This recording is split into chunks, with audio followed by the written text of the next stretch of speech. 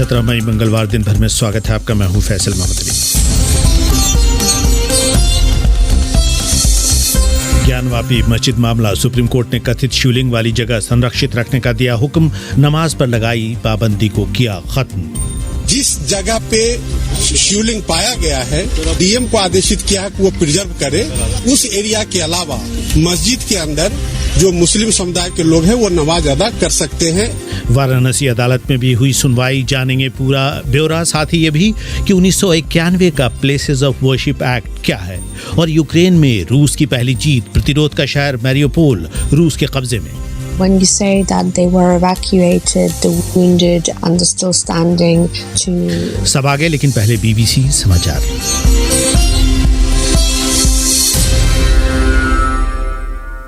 BBC समाचार। भारत काबुल में फिर से दूतावास स्थापित कर सकता है। अंग्रेजी अखबार इंडियन एक्सप्रेस ने सूत्रों के हवाले से कहा है कि विदेश मंत्रालय का एक दल जमीनी हालात का जायजा लेने के लिए 2 महीने पहले काबुल गया था। भारत ने पिछले साल काबुल पर तालिबान के कब्जे के 2 दिनों बाद अपना दूतावास बंद कर दिया था, लेकिन अब ये सोच बन रही है कि ऐसा करना उसके हित में नहीं है। पाकिस्तान, चीन और रूस ने उस उथल पथल के दौर में भी अपने दूतावास अफगानिस्तान में बंद नहीं किए थे। 16 दूसरे देशों, जिसमें यूरोपीय संघ भी शामिल है, इस बीच फिर से अफगानिस्तान में अपने दूतावास या वाणिज्य दूतावास शुरू कर चुका है। हालांकि इनमें से किसी ने अब तक तालिबान सरकार को मान्यता नहीं दी है।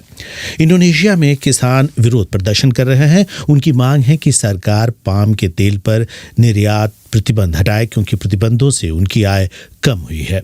अप्रैल में इंडोनेशियाई अधिकारियों ने घरेलू कीमतों को नियंत्रित करने के लिए कच्चे पाम तेल के निर्यात पर रोक लगा दी थी। इंडोनेशिया के राष्ट्रपति जोको विडोडो ने ऐसा तमाम प्रयासों के विफल होने के बाद किया था। प्रदर्शन कर रहे किसानों ने कहा कि वो बहुत निराश हैं।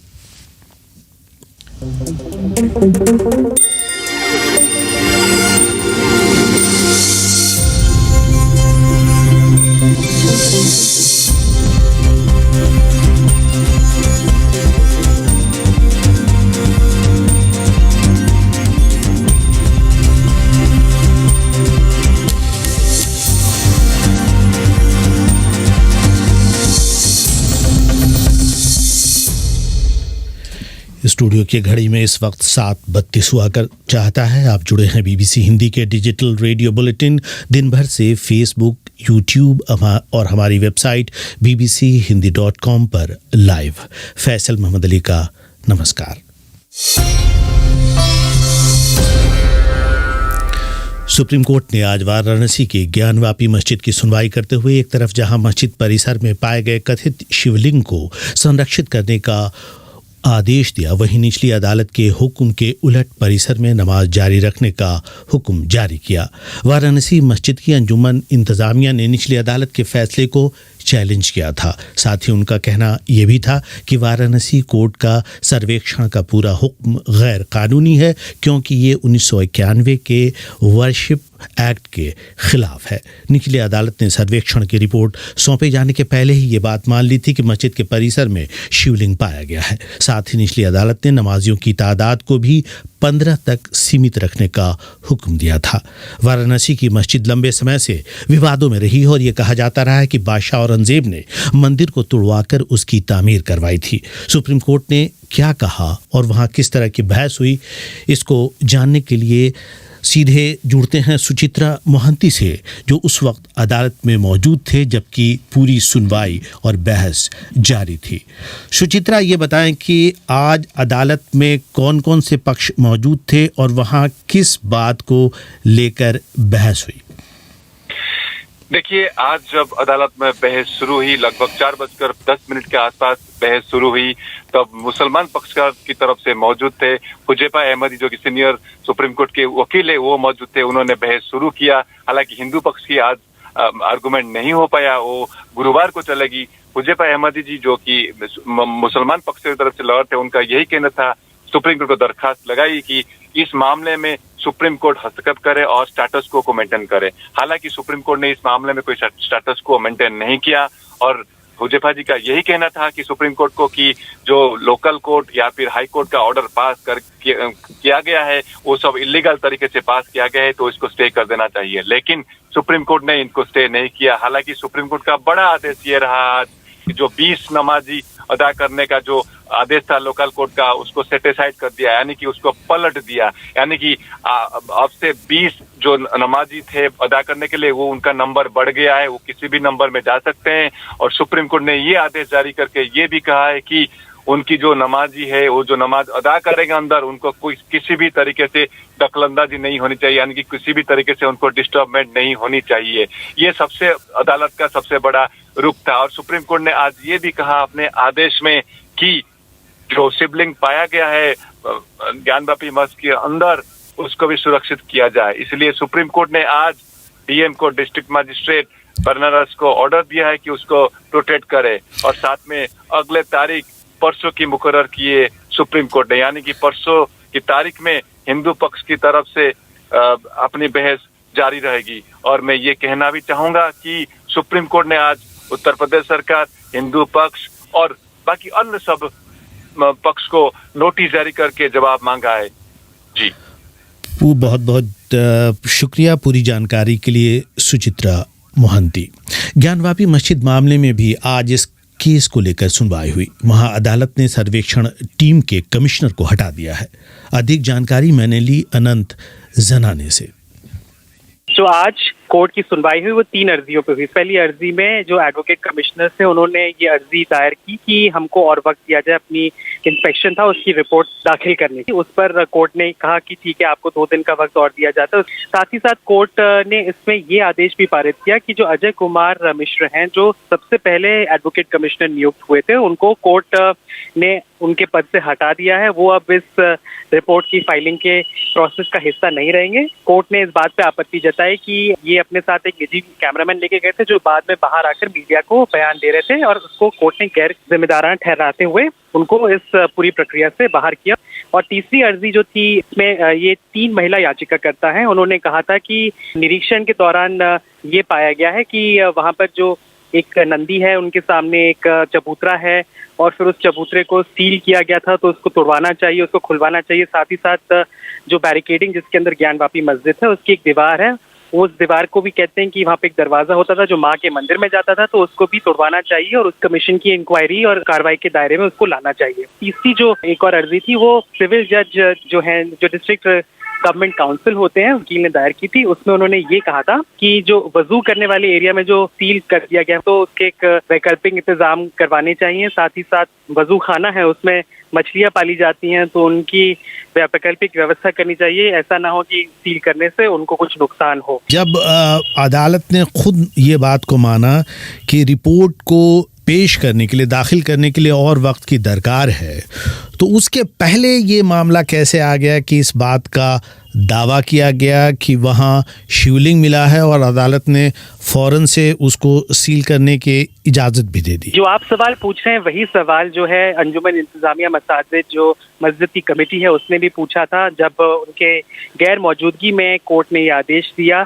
दरअसल हरिशंकर जैन जो हैं, वो जो हिंदू पक्षकार इस मामले के अंदर, उनके वकील है, उन्होंने कमीशन की कार्रवाई तुरंत खत्म होने के बाद कोर्ट में एक अर्जी दे दी है। उसमें कहा कि वहाँ पे एक शिवलिंग है, उसको सुरक्षित किया जाए, और उसके आदेश कोर्ट ने उसको स्वीकार कर लिया। अंजुमन इंतजामिया मसाजिद का कहना है कि ये जो है एक एक्स पार्टी ऑर्डर है, हमारी सुनवाई नहीं हुई।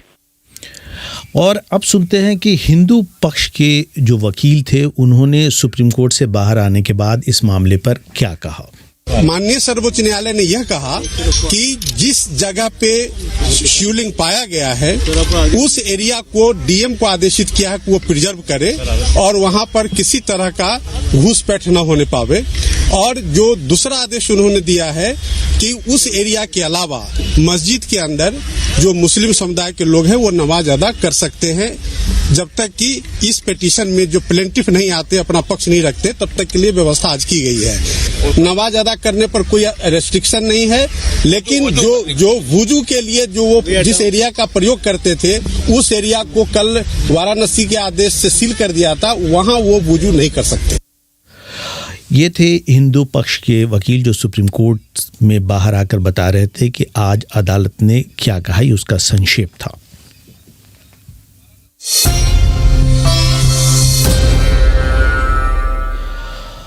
और अब सुनते हैं कि मुस्लिम पक्ष की तरफ से असदुद्दीन ओवैसी ने चंद दिनों पहले क्या कहा था इस मामले पर।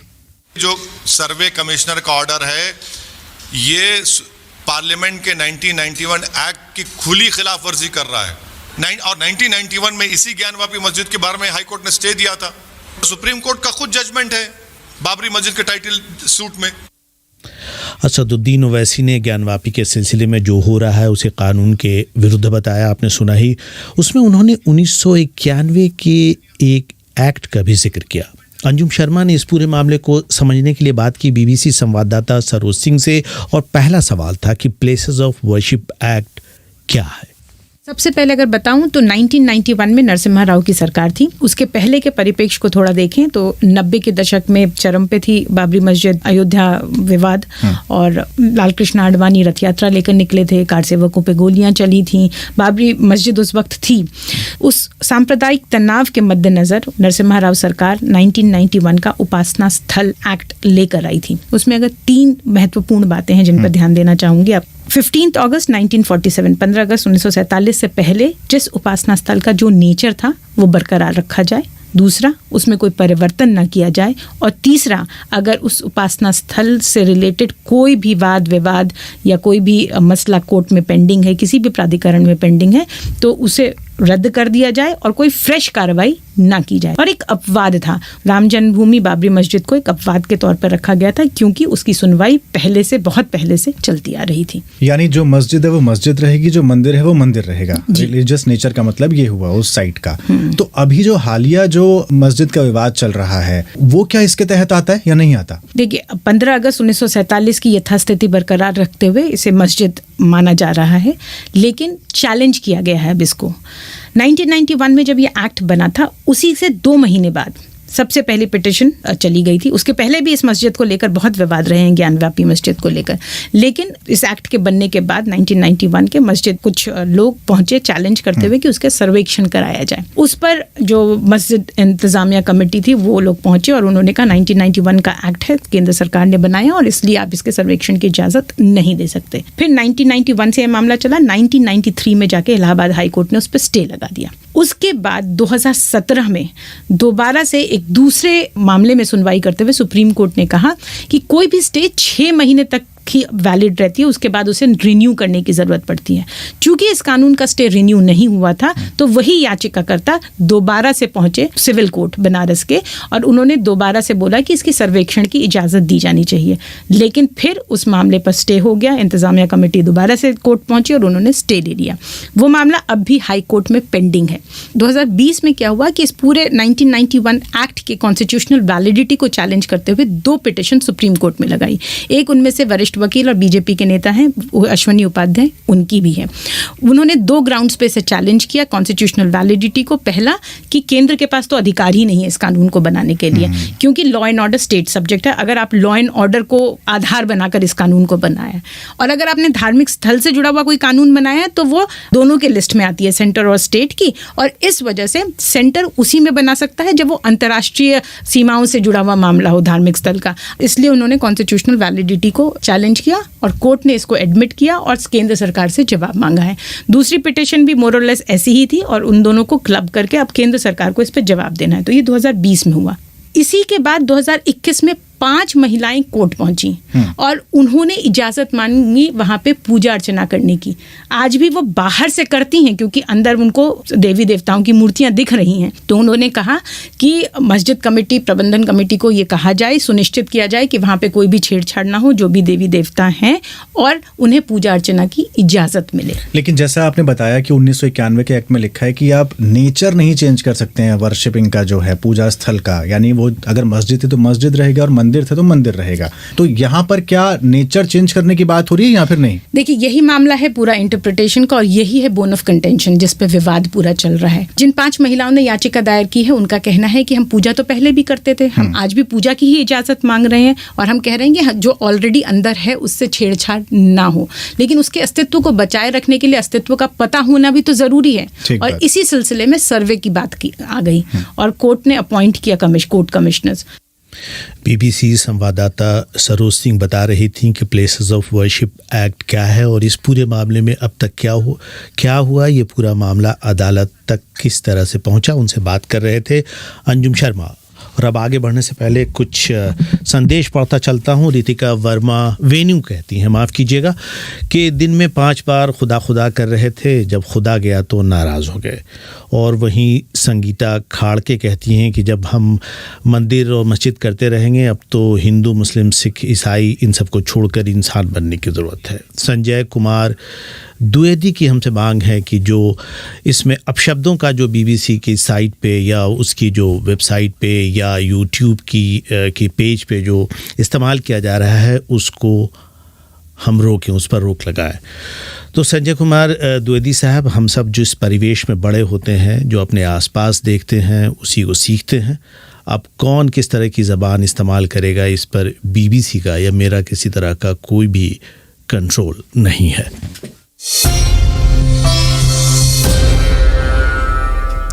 दो माह से अधिक की बमबारी, भारी और कठिन लड़ाई के बावजूद मैरियोपोल शहर यूक्रेन के हाथ से निकल गया है। उप रक्षा मंत्री हाना मालियार के हवाले से कहा गया है कि सैकड़ों यूक्रेनी सैनिकों को अज़ोवस्टाल स्टील प्लांट से निकालकर विद्रोही समूह के कब्जे वाले इलाके में ले जाया गया है। इन विद्रोहियों को रूस का समर्थन हासिल है। हाना मालियार का कहना है कि इन सैनिकों की यूक्रेन की कैद में मौजूद रूसी सैनिकों से अदला बदली की जाएगी। कई जगहों पर कहा जा रहा है कि सैकड़ों सैनिकों के बाहर निकाले जाने के बाद लगता है कि यूक्रेन में जारी सबसे लंबी खूनी लड़ाई का खात्मा हो गया है। इसे यूक्रेन की अहम हार भी करार दिया जा रहा है। पूरी रिपोर्ट सुने सरप्रिया सांगवान से।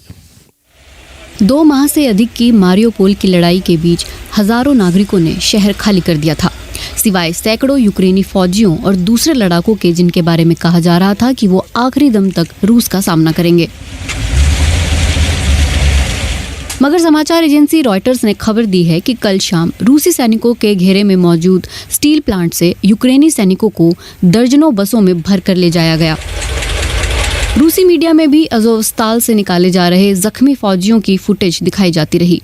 रूसी रक्षा मंत्रालय के अनुसार कुल 260 सैनिकों को 4 वर्ग किलोमीटर में फैले कॉम्प्लेक्स से निकाला गया।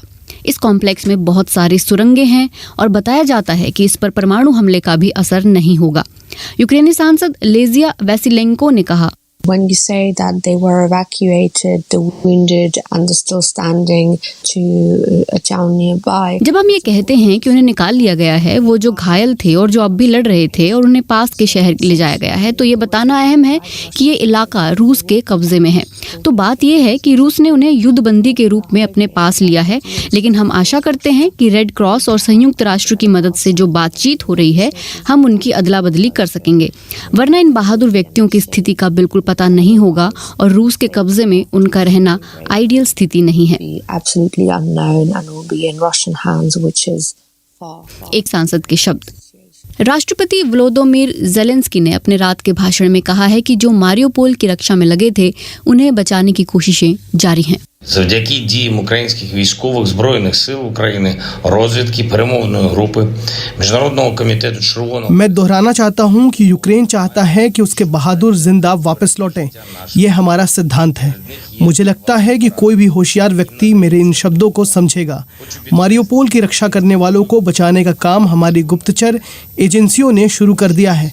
उन्हें वापस घर लाने का काम जारी है। इसमें वक्त की दरकार होगी और ये बहुत ही नाजुक काम है। нашими військовими розвідниками. ये थे यूक्रेनी राष्ट्रपति के शब्द। रूस ने पहले कहा था कि घायलों को प्लांट से निकालने के लिए समझौता हो गया है। मारियोपोल एक प्रकार से रूस के विरुद्ध यूक्रेन के प्रतिरोध का संकेत माना जाने लगा था। लड़ाई शुरू होने के कुछ ही दिनों बाद से रूसी बमबारी और फिर घेराबंदी के बीच यूक्रेन का ये दक्षिणी शहर अब बस मलबों का ढेर है। एक समय वहाँ चारों तरफ लाशें ही नजर आती थी। जंग की भेंट चढ़ गए आम लोग और सैनिक लेकिन कुछ सैनिक दूसरे लड़ाके स्टील प्लांट में डटे रहे, जिनके बारे में एक यूक्रेनी सैनिक अधिकारी ने कहा है कि उन्होंने 20,000 रूसी सैनिकों को वहां उलझाए रखा और ज़ेपोरिज़िया पर रूस का फौरन कब्जा इस वजह नहीं हो पाया।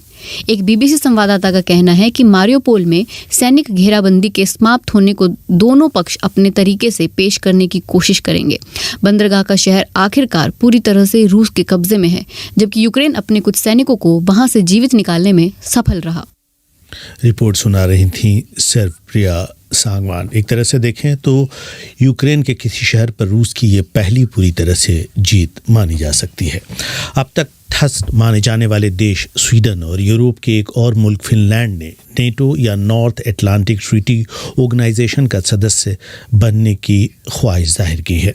जानते हैं अंजुम शर्मा से कि क्या है यूरोप और अमेरिका का संयुक्त रक्षा संगठन, जिसे सोवियत संघ के विस्तार और प्रभाव को सीमित करने के उद्देश्य से तैयार किया गया था। नेटो यानी नॉर्थ अटलांटिक ट्रीटी ऑर्गेनाइजेशन 1949 में बनी एक संस्था है, एक सैन्य गठबंधन है। शुरुआत में इसमें 12 देश शामिल थे, जिनमें कनाडा, अमेरिका, ब्रिटेन और फ्रांस भी थे। ये संगठन साझा सुरक्षा के सिद्धांत पर काम करता है। इसके तहत यदि किसी एक सदस्य देश पर हमला होता है तो इसे पूरे संगठन पर हमला माना जाता है और बाकी देश उसकी मदद के लिए आगे आते हैं। इसमें भौगोलिक स्थिति के हिसाब से अपनी सामरिक शक्ति को बढ़ाने के लिए सदस्य जोड़े जाते रहे हैं। अपनी भौगोलिक स्थिति और कूटनीतिक कारणों से नेटो में कोई भी एशियाई देश शामिल नहीं है। इसका मूल मकसद दूसरे विश्व युद्ध के बाद यूरोप में रूस के विस्तार को रोकना था। वहीं 1955 में सोवियत रूस ने नेटो के जवाब में पूर्वी यूरोप के साम्यवादी देशों के साथ मिलकर अपना अलग सैन्य गठबंधन खड़ा किया था, जिसे वार्सा पैक्ट के नाम से जाना जाता है। लेकिन 1991 में सोवियत यूनियन के विघटन के बाद वार्सा पैक्ट का हिस्सा रहे कई देशों ने दल बदल लिया और वो नेटो में शामिल हो गए। नेटो गठबंधन में अब 30 सदस्य देश हैं। अब बात करते हैं स्वीडन और फिनलैंड की। तो स्वीडन और फिनलैंड कभी भी नेटो के सदस्य देश नहीं रहे हैं। दूसरे विश्व युद्ध के दौरान स्वीडन एक तटस्थ देश रहा था। वहीं फिनलैंड की रूस के साथ 1300 किलोमीटर की लंबी सीमा है और अभी तक वो नेटो से बाहर था, ताकि वो पूर्व में अपने पड़ोसी रूस को नाराज न कर सके। दोनों देश कई वर्षों तक तटस्थ रहे, लेकिन रूस के यूक्रेन पर आक्रमण करने के बाद नेटो में शामिल होने के लिए जनता का अब समर्थन बढ़ता जा रहा है। अब सवाल है कि नेटो का सदस्य कैसे बन सकते हैं। तो नेटो के लिए आवेदन करने से लेकर सदस्य बनने तक में 1 साल का समय लग सकता है और इसके लिए सभी सदस्य राज्यों की सहमति होनी अनिवार्य है। नेटो में शामिल होने के लिए देश को लोकतांत्रिक होना चाहिए, उस देश में अल्पसंख्यकों के साथ उचित व्यवहार होना चाहिए और किसी भी तरह के संघर्ष को शांतिपूर्ण तरीके से हल करने के लिए देश प्रतिबद्ध होना चाहिए। इसके अलावा जो देश नेटो का सदस्य बनता है उसे सैन्य सहायता भी देनी पड़ती है। साथ ही नेटो के सदस्यों को अपने जीडीपी का 2% रक्षा पर खर्च करने के लिए सहमत होना होता है।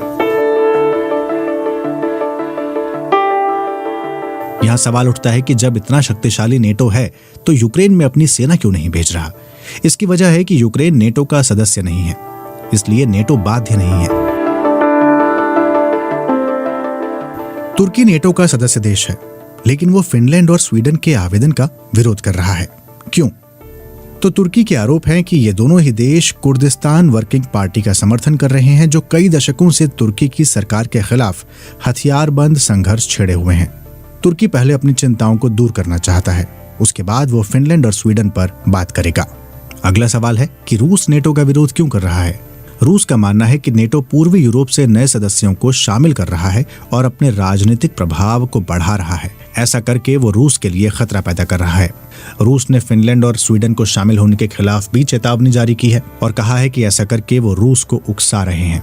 रूस नेटो का विस्तार नहीं चाहता। तो क्या पूर्वी यूरोप में नेटो के ज्यादा सैनिक हैं? तो नेटो के पास पहले से ही उत्तर में बाल्टिक से लेकर दक्षिण में रोमानिया तक सेनाएं हैं।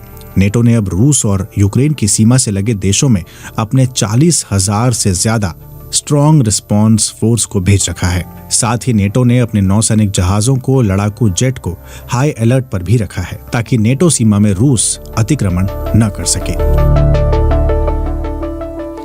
अंजुम शर्मा बता रहे थे कि नेटो है क्या।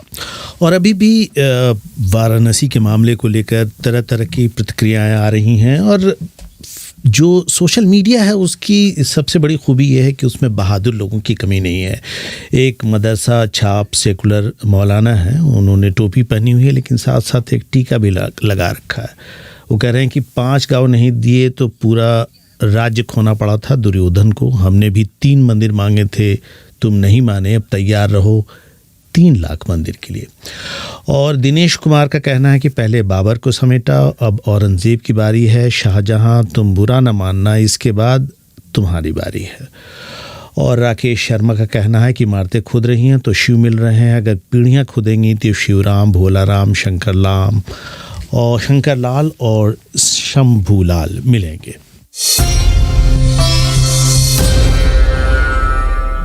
बिहार के नालंदा ज़िले में चंद दिनों पहले एक बच्चे ने शिक्षा व्यवस्था और शराबबंदी को लेकर कई सवाल उठाए थे। उसने ये सवाल तब किए जब उसका सामना प्रदेश के मुख्यमंत्री नीतीश कुमार से हुआ। पूरे भरोसे के साथ, वो भी मुख्यमंत्री के सामने उठाए जाने वाले सवालों के बाद सोनू कुमार का वीडियो खूब वायरल हुआ था। बीबीसी सहयोगी विष्णु नारायण ने सोनू कुमार से बात की। सर सुनिए ना, सर हमको पढ़ने के लिए हिम्मत दीजिए सर, हमको गार्जियन नहीं पढ़ाना चाहते हैं सर। वहाँ हम शिक्षा के बारे में बताने गए थे कि जो है सरकारी स्कूल में उतना अच्छा से पढ़ाई नहीं होता है जितना हम चाहते हैं। और एक सर हैं जिनको कि थोड़ा सा अंग्रेजी भी कमज़ोर है, तो ऐसा कैसे चलेगा, पढ़ाई से दिक्कत ना होगा। ये तो जो है फी तो नहीं जुट रहा था। परेशानी ये थी कि 3 दिन पर 4 किलो दही संगरता था, वही बिकता था, तो उससे घर भी तो चलाना है। 3 रोज पर 1 दिन 100-200 किससे होगा। और हम उसमें भी उतना हो नहीं पाता है जितना कि हम पढ़ सकें, इसीलिए हम अपने पढ़ाना चाहते हैं। और माननीय मुख्यमंत्री जी से हम ये कहना चाहते हैं कि सैनिक स्कूल में आप एडमिशन करवाने की पूरी ताकत लगाइए ताकि हम आगे बढ़ सकें। पढ़ लिख करके क्या बनने की चाहत है? IAS बनना चाहते हैं। IAS का बहुत सारे लोग फुल फॉर्म तक नहीं मालूम होता है लोगों को, तुम्हें मालूम है IAS का फुल फॉर्म? बताओ। Indian administrative service. क्या करता है वो लोग IAS बनकर? उनका काम है एक जिला के मालिक, यानी एक जिला को देखना कहाँ पर क्या काम हो रहा है, रूल का पालन हो रहा है कि नहीं, शिक्षा सीधा से मिल रही है कि नहीं। लेकिन ये सब हमारे नालंदा जिले में कहाँ हो रही है। नालंदा जिले से एक और ख्याल आया, जब मुख्यमंत्री आए यहाँ पर तो तुमने एक बात कही कि तुम्हारे पिताजी, तुम्हारे पापा जो हैं वो शराब पीते हैं। यस। जबकि यहाँ तो चारों तरफ शराबबंदी लागू है। देखिए, कानून से बचने के लिए या तो वो चमचागिरी करेगा या तो अपनी आधी कमाई का आधा हिस्सा वो उसको दे देगा। खुलेआम घूमता है, यही है बिहार में। चाहे कोई कहीं भी जाइए, घूसखोरी पर काम होता है। कैसे हो सकता है ये सब सर्टिफिकेट, जो नकली सर्टिफिकेट बनाना है, नकली सर्टिफिकेट बनवाते हैं तो क्या फायदा हुआ बताइए। इससे बढ़िया तो आप कोई और चीज में नौकरी कर लेते ना भाई, जना रहता ठीक, कोई फायदा होता चपरासी में कर लेते।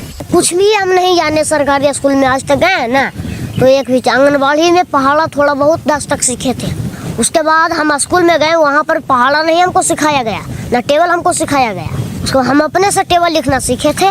स्कूल में गए थे तो हमको इंग्लिश बोलने के लिए, मैंने इंट्रोड्यूस करने के लिए केवल सिखाया गया था। और जो है मैंने ये सब का बताया, UKG में हमको सब चीज़ बताया दिया गया था। उसके बाद तो फिर हम नहीं जाने लगे, तो फिर कैसे हो सकता है। तुम IAS ही क्यों बनना चाहते हो? और दुनिया में बहुत सारे, जैसे तुम मुख्यमंत्री के सामने अपना गुहार लगाए, तो बहुत सारे और भी राजनेता हैं। कौन है तुम्हारा आइडियल या प्रेरणा स्रोत, कौन है, कौन आदर्श है? माननीय बिहार के मुख्यमंत्री श्री नीतीश कुमार जी और माननीय हमारे भारत देश के अभी जो वर्तमान में प्रधानमंत्री हैं वो श्री नरेंद्र मोदी। उन्हीं से हम सीखे हैं कि प्रेरणा जिसमें विश्वास, एक ही चीज पर कॉन्सेंट्रेट अगर किया जाए तो सब चीज हो सकती है। हमको सहयोग राशि से मतलब नहीं है, सरकार सहयोग राशि हमको नहीं दे जो ठीक है, क्योंकि हमको सहयोग राशि हम लेकर के करेंगे क्या आखिरकार, उनसे कई दिन तक पढ़ेंगे, घर में खर्चा रहेगी वो खत्म नहीं होगा। इसलिए आप हमको सैनिक स्कूल में एडमिशन करवा दीजिए और हम कुछ नहीं चाहते हैं सर। ये थे सोनू कुमार जिनका वीडियो पिछले दिनों खूब वायरल हुआ था। और अरविंद वरुण कहते हैं कि भारत को यदि दंगों की आग में झुलसने से बचना है तो उपासना स्थल कानून जो है 1991 का, उसे हर तरह से लागू किया जाना चाहिए। वहीं सिंह धारा कहते हैं कि धार्मिक स्थलों को जो है निशाना क्यों बनाया जा रहा है, इसके लिए हुकूमत इससे क्या हासिल करना चाहती है। तो इसका जवाब तो वही देंगे। जावेद कुरैशी कहते हैं कि क्या हम सब लोग इंसान नहीं बन सकते। जावेद कुरैशी साहब किसी ने कहा है कि फरिश्तों से बढ़कर है इंसान बनना, मगर उसमें लगती है मुश्किल ज़्यादा। और इस कार्यक्रम का तकनीकी पक्ष संभाला था राजेश चौहान ने। गाना स्पॉटिफाई पर भी इस पॉडकास्ट को आप चाहें तो बाद में सुन सकते हैं। अगर आपको पसंद आए तो शेयर करना ना भूलें। आपसे कल फिर मुलाकात होगी शाम के 7:30 बजे। तब तक के लिए इजाज़त दीजिए। नमस्कार।